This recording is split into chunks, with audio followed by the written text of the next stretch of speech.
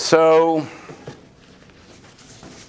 the class is called, please, wait, don't remind me.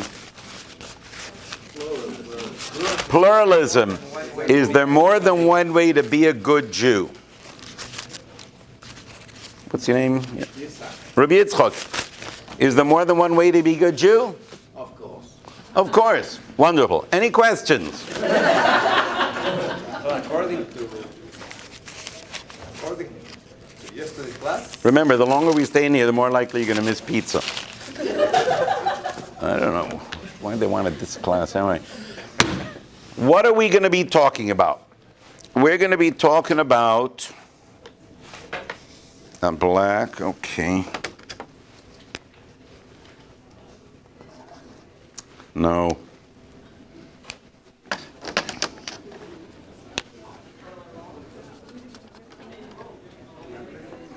Okay.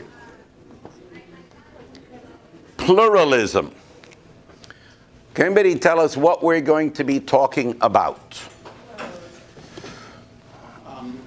Different denominations of Judaism. Basically, is there more than one way to be a good Jew? Rabbi Yitzchak said, of course. I don't know why Hasidic wants to sit through a whole class. And the answer, but I said in the title, hint, of course. So what does that mean? So Reb Noah Weinberg always said, you have to start. Peter? What?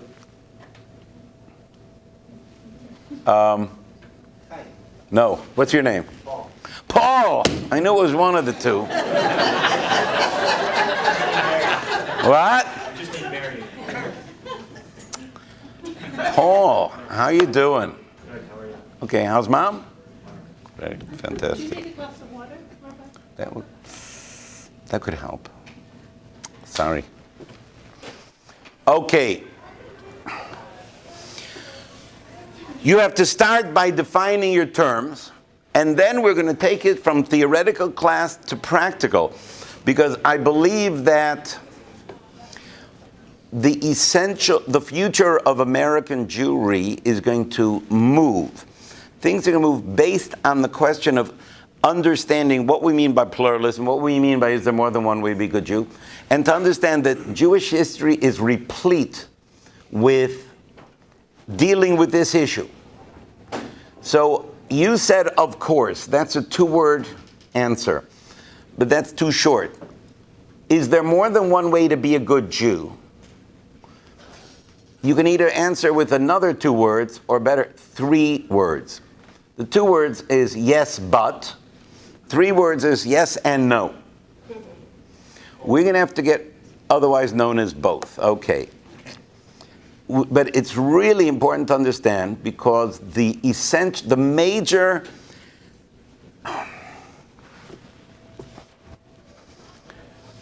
events of American Jewry, if Mashiach doesn't come in the next 50 years, will revolve around the question of pluralism.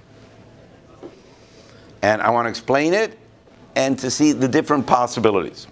So now, pluralism itself, you have to start by defining terms. Defining terms. I got a vaguely flat bottom here. Thanks so much, Panina. Oh.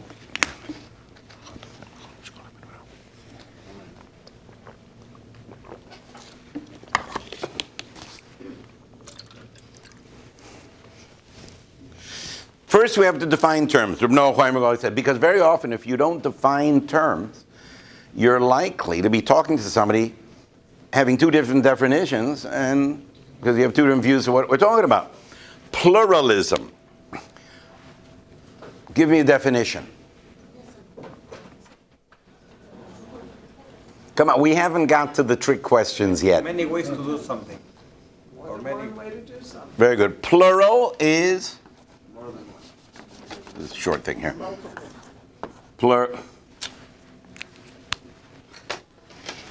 I'll bring your own stuff here. Okay.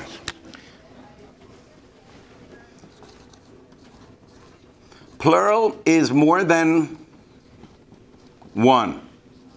When we say pluralism, more than one way. When we say that a society is pluralistic, what do we mean? America is a pluralistic society. There's one other way. You could be a liberal, you could be a conservative, or a Democrat, Republican, and still be a good member. You can disagree with each other, but they're all fine members. So now, when it comes to Judaism, the term plural, anybody know how to say, how many of you have been to Israel or know how to speak modern Hebrew? Modern Hebrew, or sure, a little sprinkling. What's your name back there? What's your name? No, the one with the hands up. Chaim. How do you say pluralism in Hebrew when you read an Israeli newspaper? Excellent, excellent. Which automatically raises the question that for a really important Jewish principle, why it doesn't have a Hebrew name? Pluralism. What a coincidence. It kind of tells you how central it is to Jewish thinking. Chaim, as long as we're on a roll, how do you say socialism in Hebrew? Socialism. Wonderful. How do you say democracy? Yeah, all those important Jewish ideas. All right, then it gives you a little, but okay. Pluralism. There's more than one way to be a good Jew. Again, it could be a Western concept that a society is pluralistic, or there's more than the idea of Judaism. Now, who are the people who generally make the statement, Judaism is and ought to be pluralistic? The people who aren't Orthodox. What? The people who are non-Orthodox. Wow, okay, so generally the conservative, reform, and secular say, Judaism, can we close the door, please? Judaism is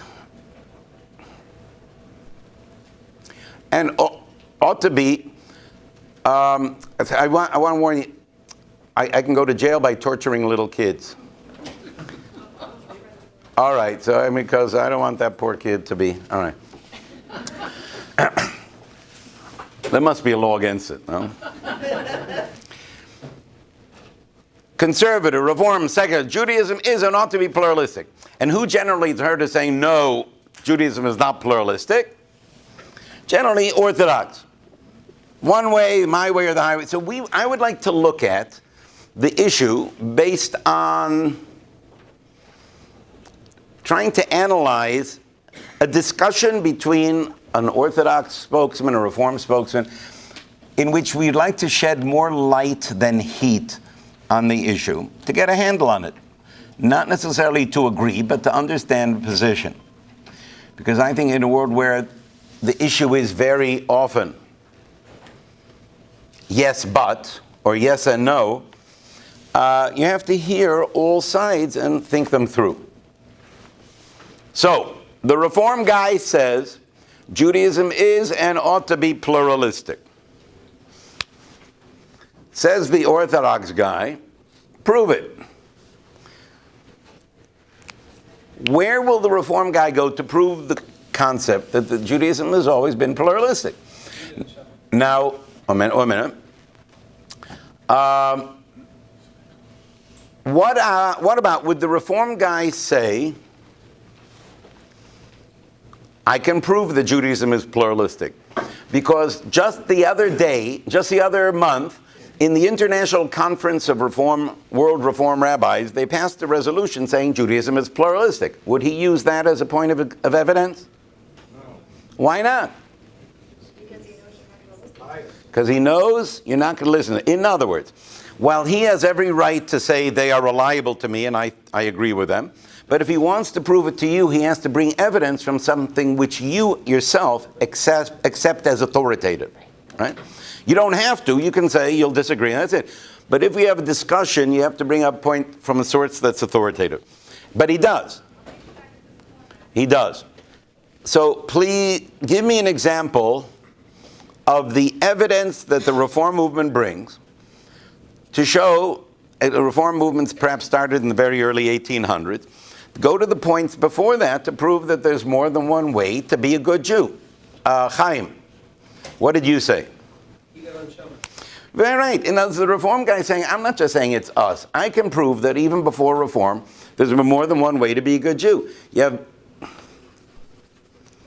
You have Beit Hillel and Beit Shammai.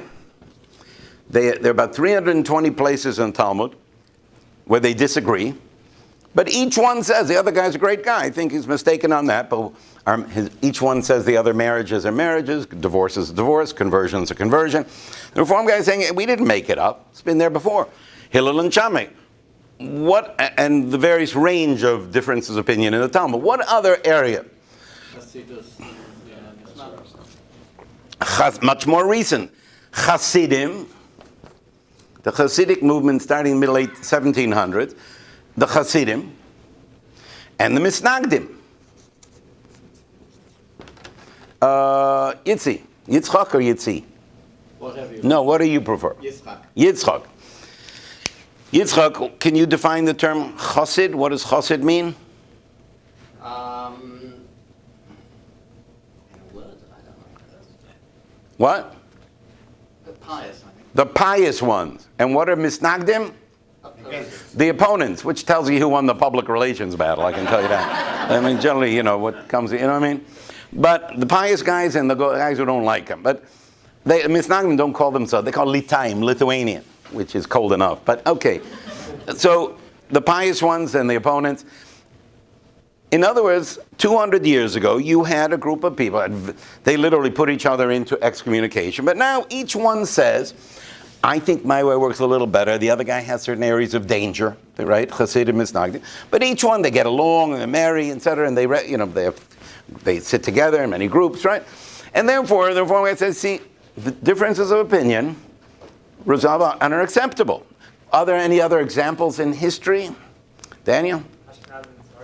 Ashkenazim and Sephardim. They're not so much historical conflicts as much as development in different areas where the halachas we have, sometimes rabbinical law, sometimes customs, in which each one does things differently. What you eat on Passover, certain laws of shechita, and the other one says each one does it their own way, but the other way is fine for the people like that. To understand, the Reform guy said, we didn't invent this idea that there's more than one way. It was there long before Reform. Yes? The Shibboleth incident? What's that? Shibboleth is when there was disagreements on practice, pronunciation, observance. Way back in the biblical period. Yeah. Before. Was possible. Right, so that was just like pronunciation. In other words, it wasn't a right and wrong in terms of two different areas of Jewish law. What about Yehuda and Yisrael, and they split the whole country? Well, so we're looking at areas where there are differences where both sides said the other one's fine. Rambam and Ramban. Right, and then I'm going to put that more as Beit Shammai, because it'll name all the different ranges where the Beis Yosef will paskin one way, the Ramah differently, all those areas where each one fine guys. Yeah. How about Litvak and Galician? That's more pronunciation. You know what I'm saying? We're talking about differences of how you carry out questions of Jewish law, in which they're differences, but each one says it's okay. The other do it the other way. Cook and then the rest of The what? the modern Israeli Cook movement, and then the rest of. Oh, very good. You have, like, for example, the, let's say you'll call, in general, modern Orthodox and ultra-Orthodox. And each one talk about doing it different ways, religious Zionists and anti-Zionists. In other words, the Reform guys said, that's more modern. In others, these are more, not so much historical as much as even now you have an Orthodox world where there's a wide range. And yet each one says the other one's marriages are marriage, divorce is divorce, conversion is conversion. So the Reform guy is saying, it's not something that we invented. It's clear that it was part of Jewish life, or even the elements that are central, that you hold of as Orthodox, would consider those differences legitimate alternatives. And that therefore the evidence is more than one way to be a good Jew. Now, see, the problem is that there's something called a Reform movement, something called a conservative movement. There's no Orthodox movement. Orthodox voters left when people broke off, made their own ways of doing things. And therefore, interestingly enough, there is no spokesman for Orthodox. There is a legitimate spokesman for a Reform movement and conservative movement. They're actually, and that's why people can say anything. But I want an intelligent Orthodox response. When the reform guy says, haven't I proven that there's more than one way? What do you say, Yitzchak, yes or no? I could go into any one of those shuls and be comfortable davening. I'm not that interested in you being comfortable. Well, Everywhere. I want something solid. right. In other words, first we have to understand that when the reform guy says there's more than one way to be a good Jew, the worst thing an Orthodox side can do is say, well, no, there isn't, because obviously if reform says something, he must be wrong. You know, it's because, and as soon as you have the guy say, no, there's only one way, really the reform guys won the argument just by making the case to his people, said, look, it's clear there's more than one way, and this guy come up with a different way of seeing it. What I would say, the intelligent Orthodox alternative is not that there's only one way. It's very clear, although there is no word for pluralism in Hebrew, in terms that there's a wide range of possibilities, and that the Orthodox response is not that there's only one way. It's that there are numerous ways that are acceptable. The problem is there are limits beyond which you can't go. Says the reform guy talks about the range of acceptable alternatives. They're saying, yes, the problem is there's a limit beyond which you can't go. That just as Jewish history will prove that there's pluralism, Jewish history will prove that there's something that's called schism. Schismatic movements who by making changes have made a split from the Jewish people and become something else. Now, where does the Orthodox guy go to prove that while there is more than one way, there are limits beyond which you can't go? For that, you would have to come up with a list of breaks within Jewish history, where groups break away, where even reform says,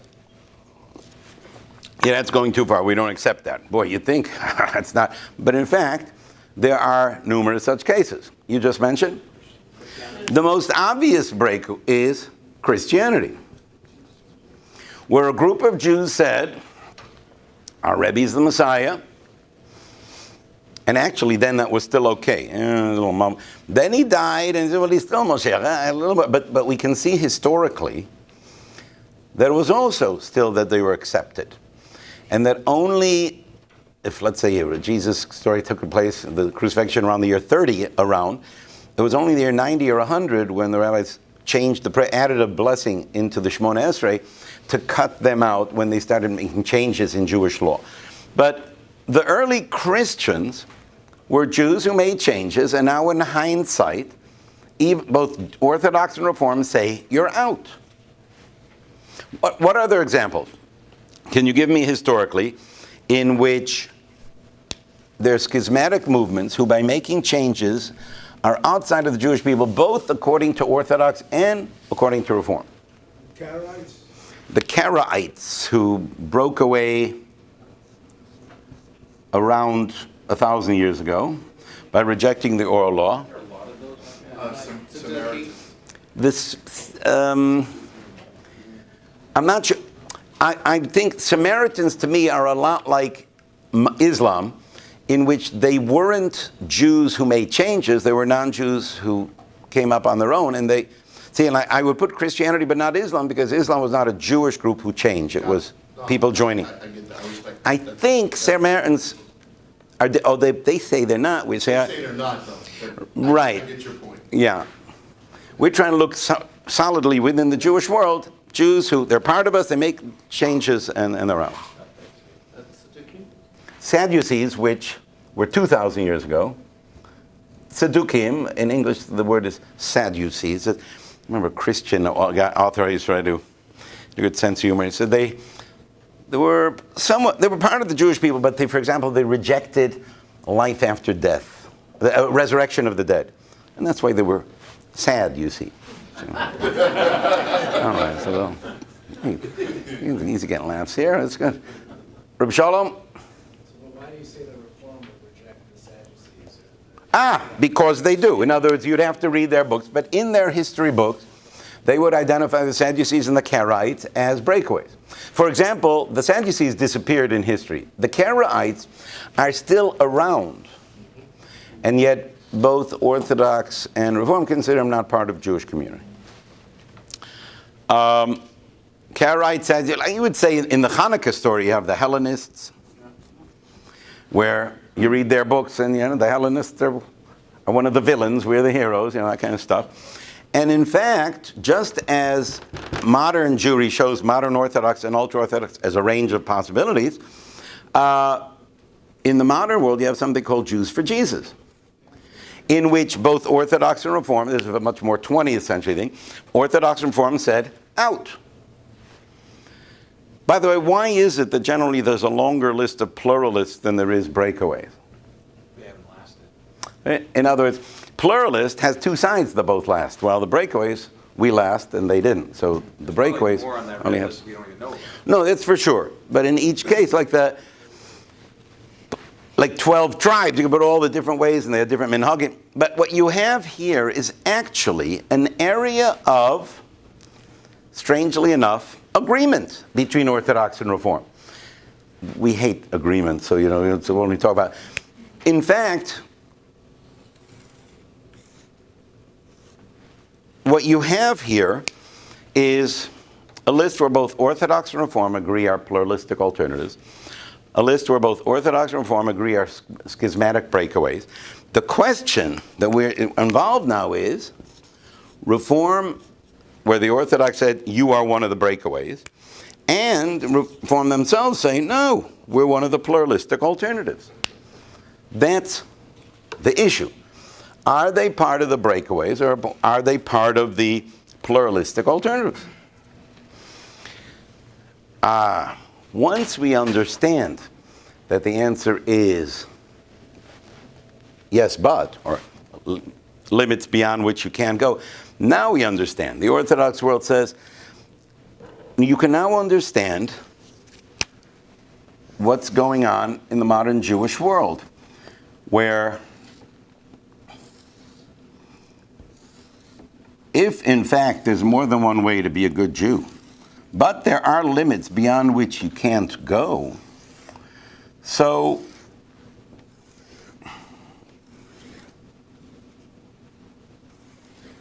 we'll see if we need another board a little later.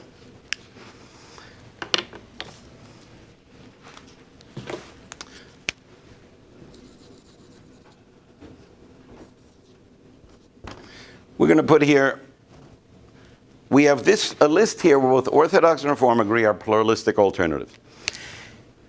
By the way, where did we go to figure out whether there's more than one way to be a good Jew? One word. Where did we go to? This is long after Torah.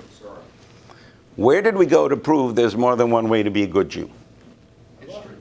History. And where did we go to prove that there are limits beyond which you can't go?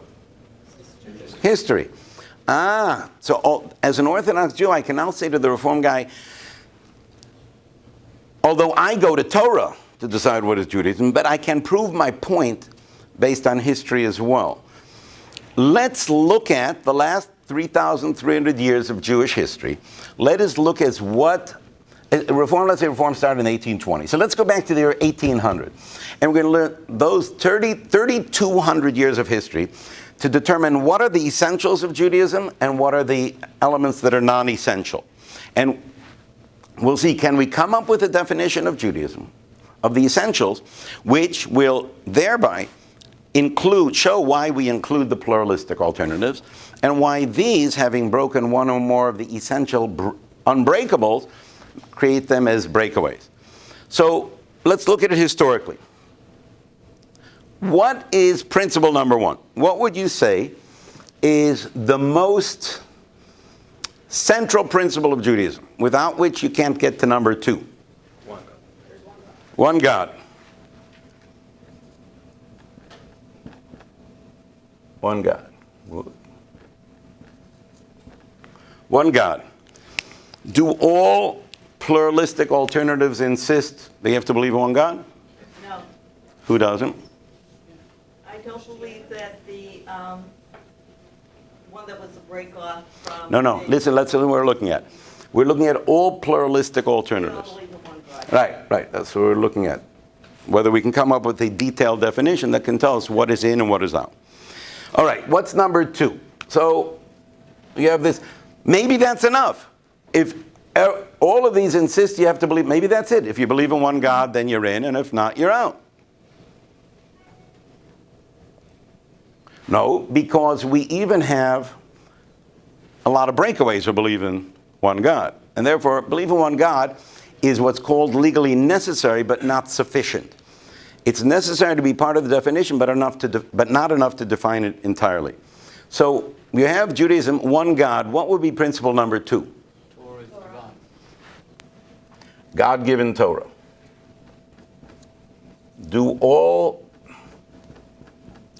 of the pluralistic alternatives insist in God-given Torah?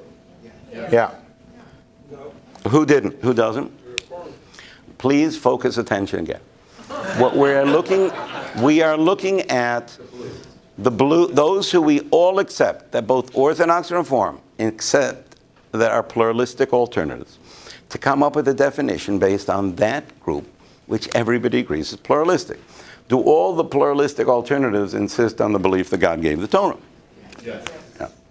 Okay. So maybe that's it. Maybe if you believe in one God who gave a Torah, then that's enough. No, because a numerous of these breakaways also believe in a God who gave a Torah. It must be something else that's so central that although they accept that, they are breakaways. So by looking at the blues and the reds,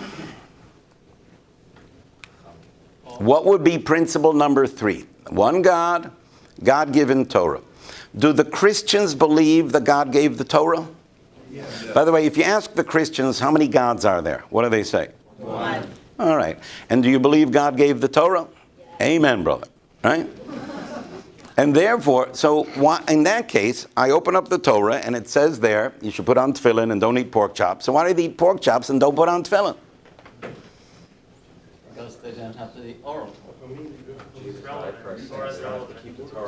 Allowed to change because And remember, it's going to have to fit in this little box here. They don't keep the 613 mitzvahs. In other words, they say God said so, but it wasn't eternally binding. It was for a period of time after which things are going to change with the coming of Jesus, etc. And therefore, the Jewish principle is that the Torah is eternally binding.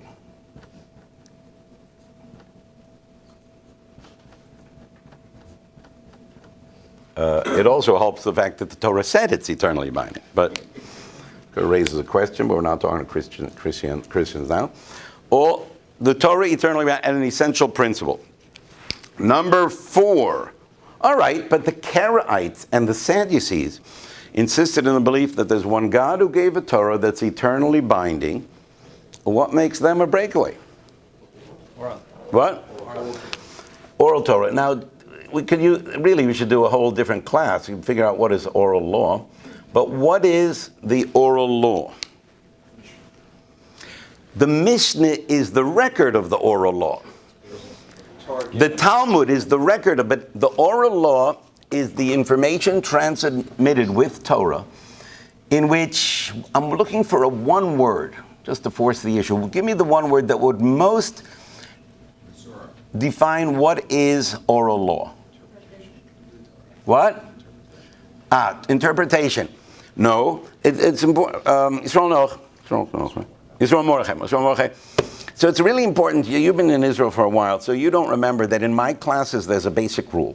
That whenever I ask a question, and there are many possible truthful answers, like the one you said, the correct answer actually is the one I'm looking for. So that's not bad. Interpretation would probably work, but that's not what I'm looking for. The word that would most define the oral law. Instruction manual. Instruction manual. Blueprint. And I even gave it to you just now. Definitions. In other words, because it works in modern law too. Universal concept of law is you can't have a law unless with your written law you have the agreed definition. And as you can talk all you want about lo tirtzach, don't murder. Adolf Hitler says, I got no problem with murder, and killing Jews isn't murder. And therefore, Adolf Hitler can accept the fact that there's a God who gave a Torah that's eternally binding as long as he writes the definitions. of the words.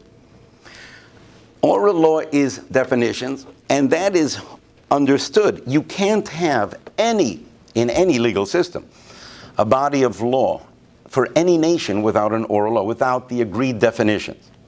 You understand? You can't have a book which says, put on tefillin, and 100 years later somebody says, what's that? And by the way, the secular world does not say that, by the way. The secular world doesn't say that there was a written law and then somebody made up an oral law. It would be just too silly.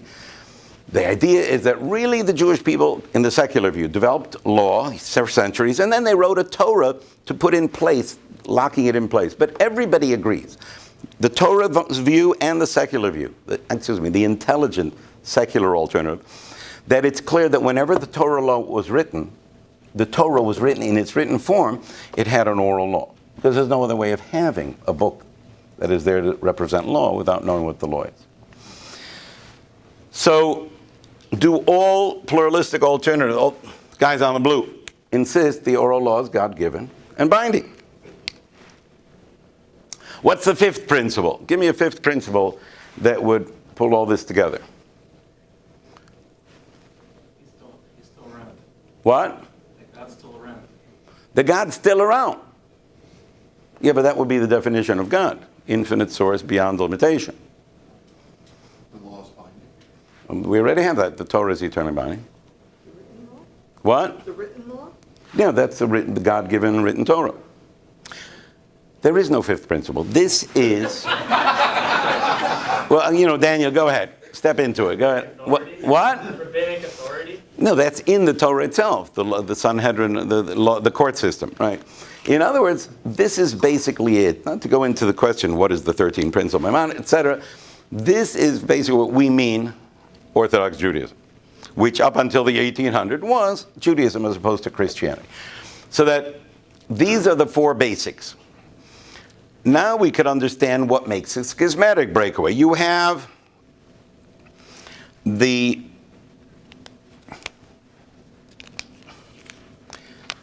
Karaites of 1,000 years ago, or the Sadducees. They insist, it shouldn't die off temporarily. They insist, they also believe in one God who gave the Torah, that's eternally binding, but they reject the oral law. That's enough to make them a breakaway, not another religion, but a breakaway in Judaism. Christians, or Jews for Jesus. Do the Christians believe in one God? Questionable. I would disagree. If you ask a Christian, do you have one God or three? What do they say? What do you got a problem with that? I'm just saying it's a classic. We'll put a little question mark about the mathematics over there, So you know what I mean? Like, I don't think you need Einstein to get the math right on stuff. But, okay, 1 + 1 + 1 is 1. But no, if you ask a Christian, certainly where there are a lot of Jews around, there's one God. Once you go to South America and other places, it can get into craziness. But once they have to represent themselves to a more... oneness. Okay, the Christians insist, they say there's one God. The Christians insist God gave the Torah. But they believe that the Torah was not eternally binding. It meant to change for one way or the other time of Jesus, and that the oral law was certainly not God-given and binding. Once you get a handle on that, now you'll understand the Orthodox problem with the Reform movement. You have a Reform movement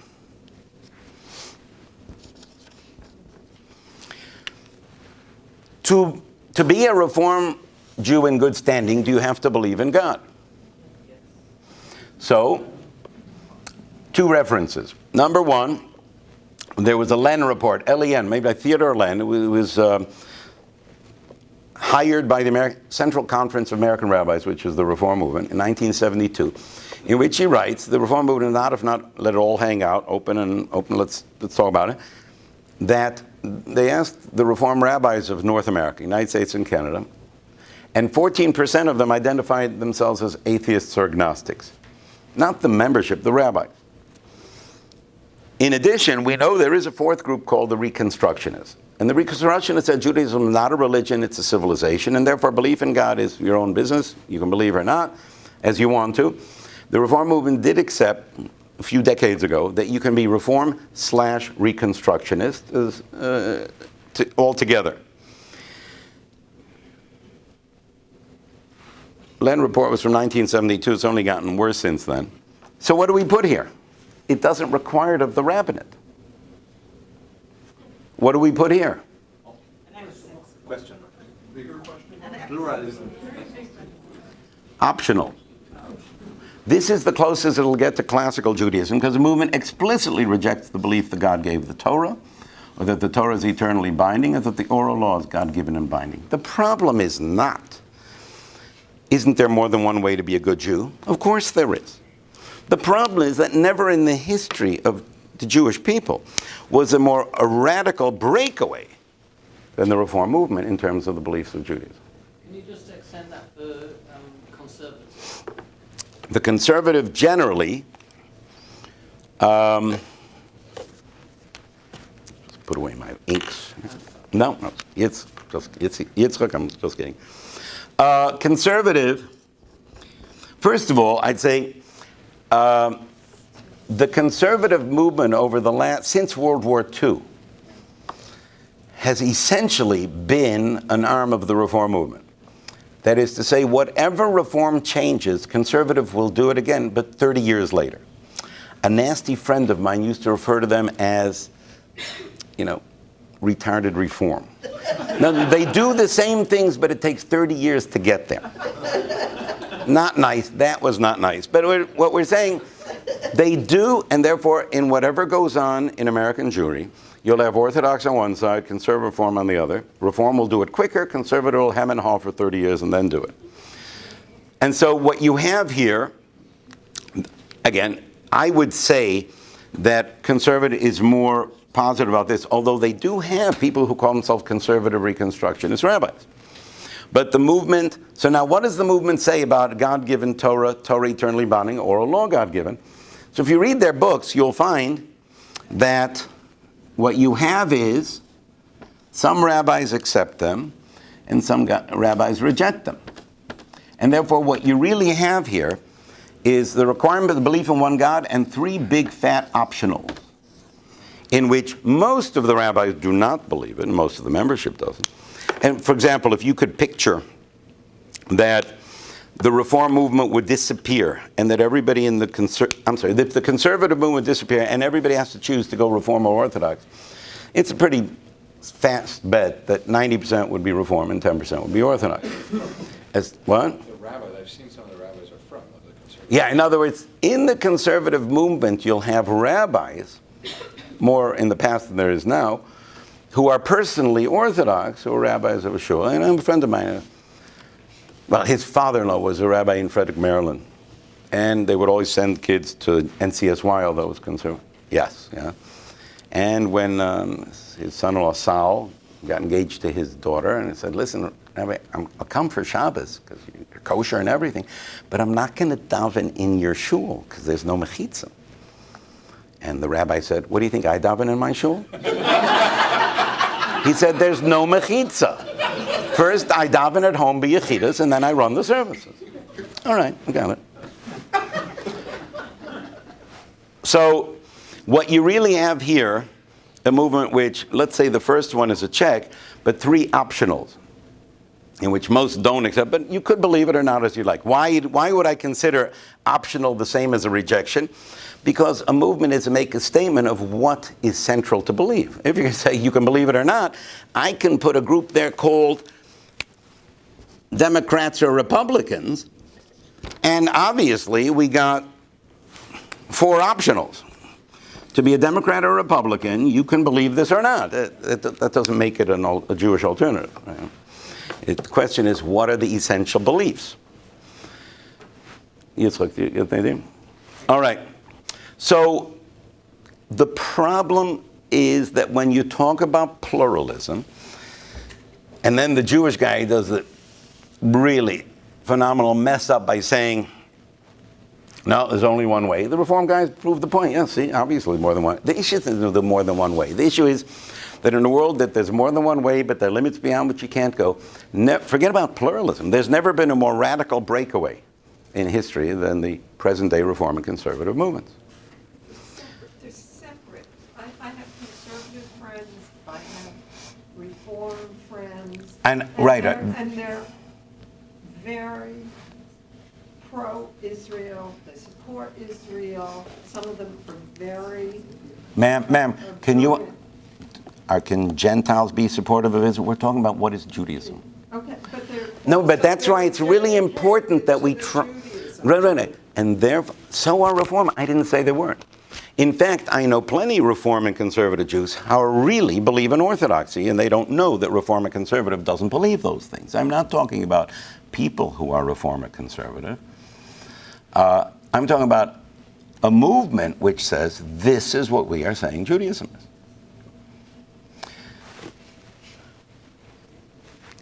There's a Hasidic story that may illustrate it. And then we're going to say, wait a second, Rabbi, but you're saying a Reformed Jew is still a Jew and a conservative Jew is still a Jew. So even though we have differences, if we're Jewish, is there any practical? And we should end with that thing to understand that, if in fact, not only can I accept that a Reformed Jew is also a Jew and a conservative Jew is also a Jew, but I can accept that in a world where, Yisrael Mordechai, am I Orthodox or secular? Oh, come on, you've been going for so long. Daniel, am I Orthodox or secular? Everybody's both. We all have a range. Everybody does things wrong.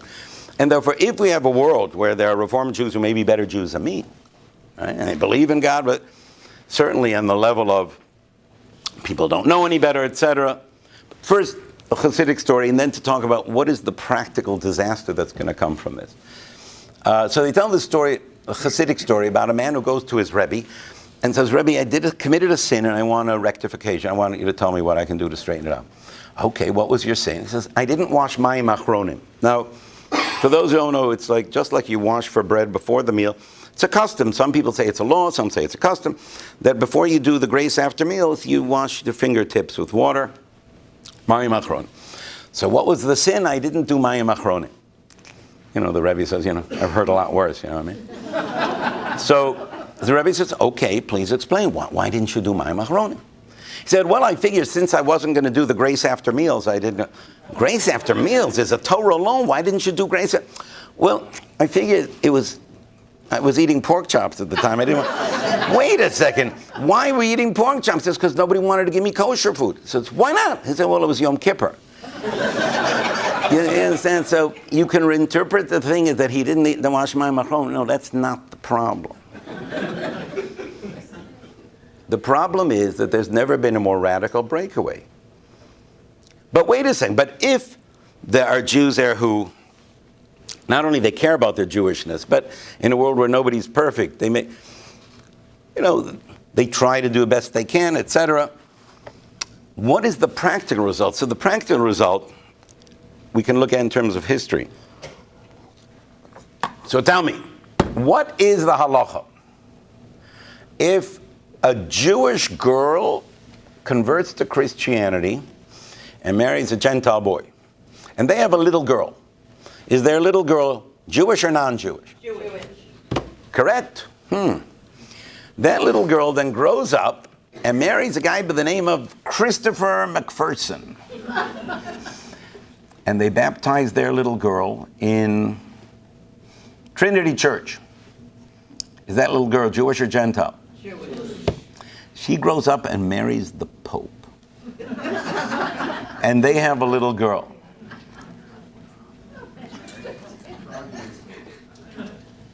Jewish. So now the question is, if a Jew is a Jew is a Jew, no matter what, why is it that we say that there are 1.5 billion Christians in the world and 12 million Jews? Who are the Christians? The Christians are a group of people 2,000 years ago, a group of Jews who believed that their leader was a Moshiach.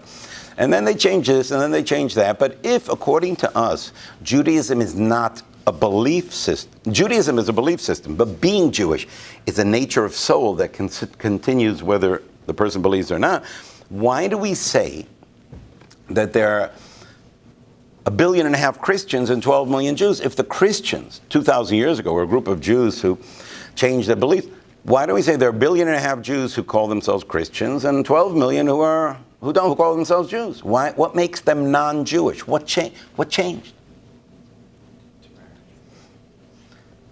Basically, intermarriage. That is to say, there was a certain point, and it's actually recorded in the New Testament because it was early on in Christian history, within a few decades after the death of Jesus. A guy named Paul comes along and says, listen, I am going to preach to the non-Jews because I think that non-Jews should join this stuff too. The early Christians said, well, why would we do that? I'm going to preach to them, but we're not going to have to... In those days, the early Christians kept the Torah. They kept the commandments of the Torah. Right? Paul said, no, we're going to get non-Jews to join, and but they're non-Jewish. I mean, we're Christians. We're a Jewish group. Yeah, but we'll get the non-Jews to join, to convert. Now, what are the 3 requirements of a convert? Circumcision, immersion in the mikveh, and accepting the Torah as God-given and binding. And then it should be done before a 3-man rabbinical court. Paul said, listen, we need a 3-for-1 sale here. So let's see. We got the 3 requirements. Circumcision, immersion in the mikveh, that sounds pretty good. Accepting the Torah, wow, that's heavy. So he does a 3-for-1 sale. And for this millennia only, but then they extended another millennia, that if you're a Gentile, you can join, grafted into the Jewish people by the easiest of the 3 requirements, which is immersion in a mikveh. That's what a baptism is. In other words, we're not going to require accepting the Torah. We're not going to... Baptism alone will make you a part of us Christians. At that point, the Jewish world said, the other part of the Jewish world said, look, until, let me say, you're wrong about thinking this guy's the Messiah, but you're still Jewish.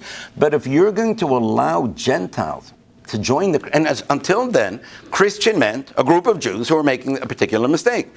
But if you're going to allow Gentiles to join and call themselves Christians, and by doing your simplified version of a conversion, you are going to have more and more Christians who are Gentiles, we don't know who's who.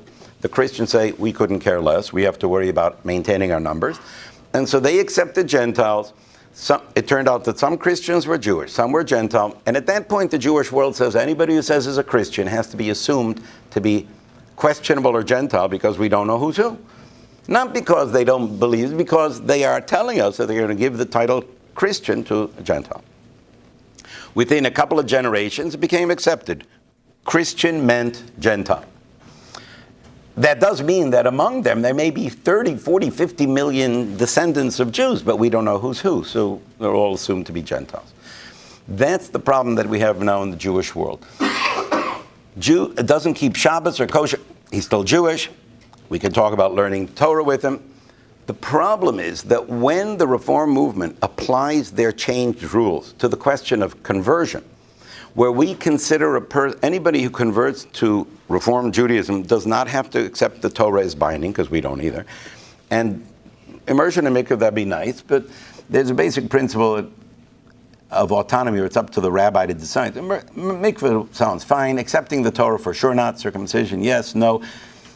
The central point is that because their converts don't accept a God-given Torah and that the Torah is totally binding, when their guys intermarry and the girl's willing to convert, they have increasing numbers of members who are not Jewish. And when I went to Aish Torah in 1985, there was a demographer who worked for the Reform movement, nice fellow and very open, Dr. Bruce Phillips, who retired a couple years ago, in which I talked to him, and he said that probably in 1985, 15% of the Reform movement is non-Jewish according to Orthodox standards. Why? Because of conversion, intermarriage.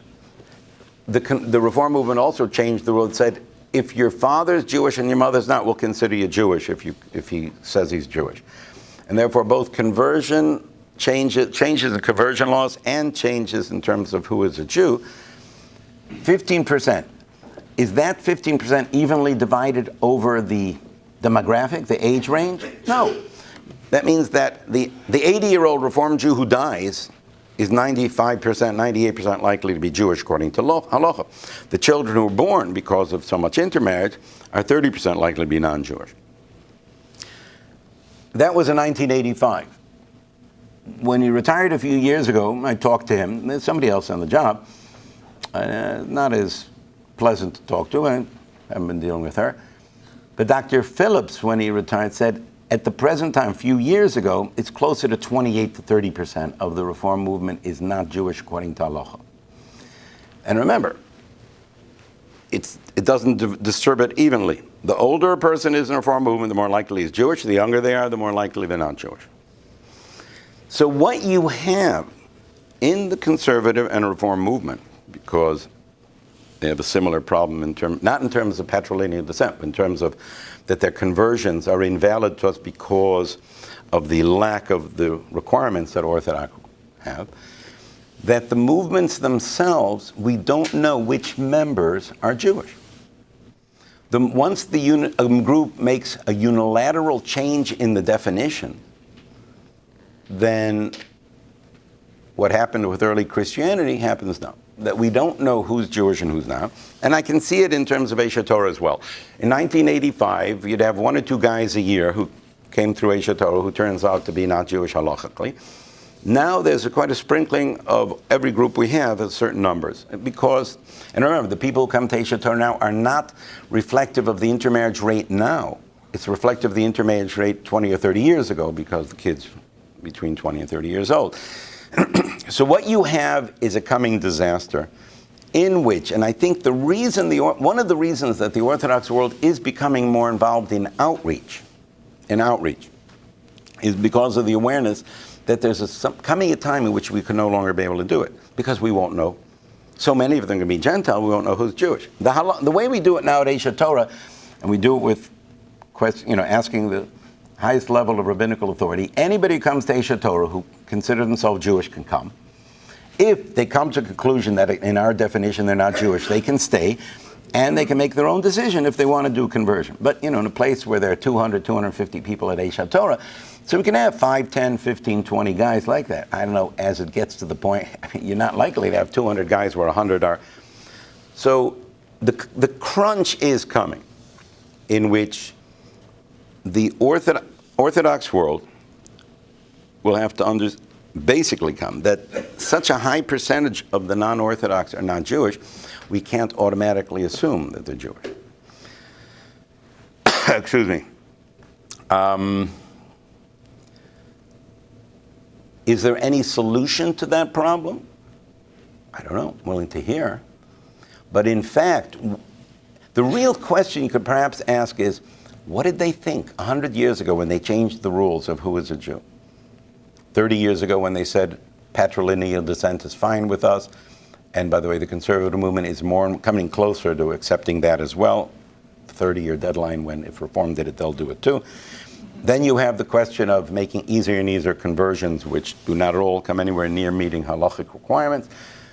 Didn't they know 100 years ago, in the late 1800s, early 1900s, that the Orthodox world would consider their kids not Jewish? Yes. It's just that it was so clear to them that Orthodox will disappear and we will be the future. What's the difference what a non-existent group would mean?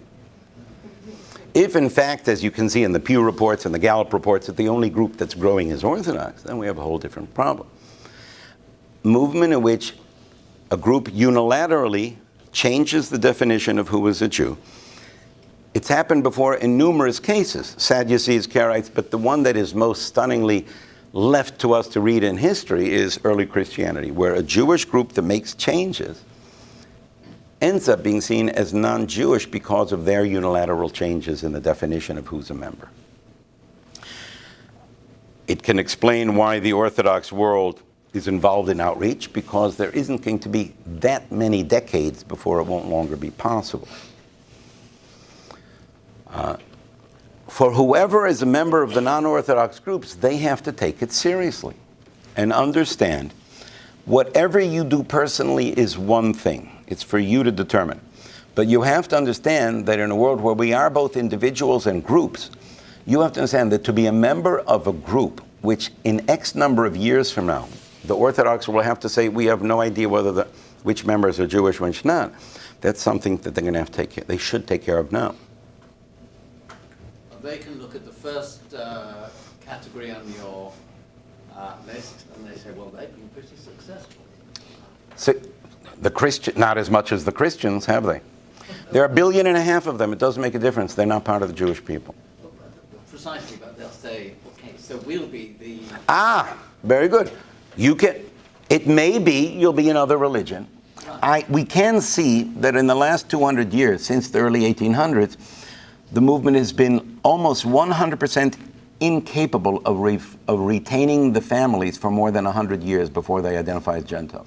There are books called Our Crowd by Stephen Birmingham, a book called The Pity of It All by Amos Elon, secular writers who pointed out that because of the weakness of the identity, generally, the Jew who was Reformed in the early 1800s, that family was not identifiable as Jewish. And look at the families who now own or run the New York Times. And none of them identified as Jewish. They were.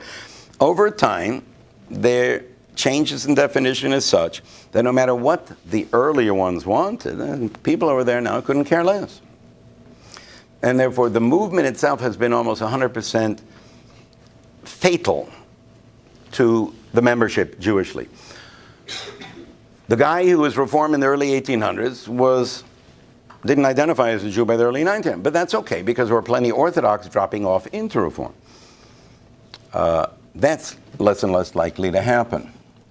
We know there is a dropout rate in the Orthodox world, where Orthodox kids drop out. It's too tough. They don't have reasons. But it's interesting. When my dad, in the 1920s and 30s, my mom and dad moved from Europe, and most of their friends in Orthodox families identified as conservative or Reform when they grew up. That most of the Orthodox, if people came from Europe Orthodox, their kids identified conservative or Reform. Now, even in the Orthodox world, in the drop-off world, kids who drop off from being Orthodox do not join conservative or Reform. So that's not helping the Reform movement either. But it doesn't make it, I'm saying, there was a very successful movement till they dropped out. 1.5 billion, that's quite successful, but they're not part of the Jewish people. And to understand that this is where we're standing. As individuals and as institutions like Aish Torah, we'll learn with anybody who wants, see himself part of the Jewish people, who wants to learn, even if halachically we would say not, but they see themselves they are, that's fine. But it should be more known in the Jewish world that the split that's coming, there's a book called The Coming Cataclysm by Rabbi Reuben Bulka, that it's an ongoing process, that as the percentages of the non-Orthodox world, conservative Reform, the percentage of non-Jews in their membership increase, every member has to understand what are you doing to your family's identification as being part of the Jewish people. Quick one, Rabbi. Yeah, Barry, one or two. Doesn't it have to start, though, at least communication between the denominations, and the whole business about, because of, which leads to the lack of communication, there are any number of Orthodox rabbis who won't get on a stage or on a beam with conservative or Reformed rabbis. They won't refer to a Reformed rabbi as rabbi, you know. We have to start someplace. No. Barry, I'm saying just the opposite. I will talk to any conservative Reformed Jews, but I will not say that he's not a rabbi. And what I'm saying, it's not a Jewish alternative. The worst thing I could do is betray all of their membership who are victims and join the guys who are adding to the victimhood by saying, hey, he's okay, I'm okay. That just will add to the disaster of them really thinking that this is going to work. No, I'm not going to do that.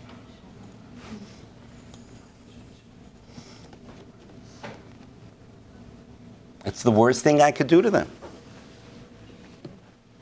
As individuals, of course, we're Jews, let's talk. But to say that I'm a rabbi, it's all the same Judaism, it's not. It isn't. Yeah. Just a quick question. Are you using the term right as synonymous with good? Like, would you say there's more than one way to be a right Jew versus there's another way to be a good Jew? Or would you think that they're different things? It's an old thing, a fine yid, a git yid. It's I think being a legitimate Jew. You know, that, and the identification. I'm not sure whether the word right would work. Would you want to carry out what would the issue be? Just in terms of, like, there's many ways to be a good Jew, but would you agree with the statement that there's more than one way to be a right Jew? I'm not sure what right would mean. I don't know if I wouldn't identify the term. Follow, I don't, by right I mean like what is like what would be acceptable? To who?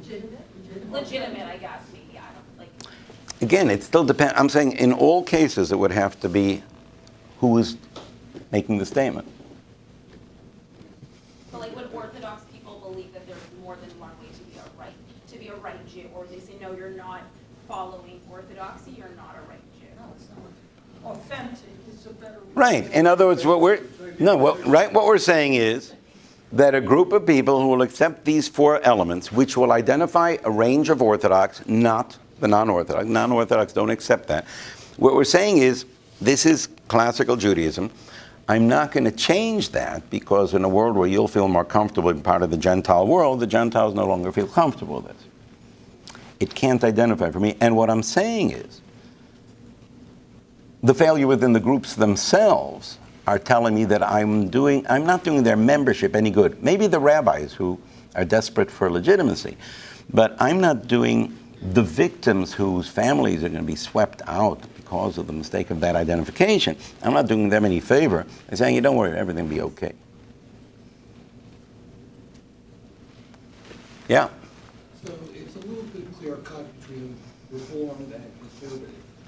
What do you do with somebody like a Rabbi Weiss with different halakha on conversion and those decedents? Again, in general, I would say that if there are 12 million Jews in the world, and God lines them up from the holiest to the least, you take any big chunk and they'll seem essentially the same. So we're talking about a specific. What you're calling for is a different class, so we're not dealing with that now. Touching point on your points here, Rabbi. Yeah. All the names of different sects and points or pieces of Judaism, not Judaism. I think unaffiliated and disaffiliated, people that call themselves conservative, former Reconstructionists, that aren't really active in those communities, but just are disaffiliated, unaffiliated from what Judaism is, that our attention certainly has been much connected to and growing to. Very good. And as a reform movement, very often the thing that happens most, you ask a guy, is your family reform? And, comes to each other and he said, well, we don't do this and we don't practice that. I don't think we believe, I guess we're reform. I mean, it happens to be that reform in general is used by many people describing what they're not rather than what they are. And that goes way beyond Orthodox. Let me picture. If I describe somebody as, what's your first name? No, the one who's speaking. Excuse me? Henry. First name, Henry. I got you. So Henry, if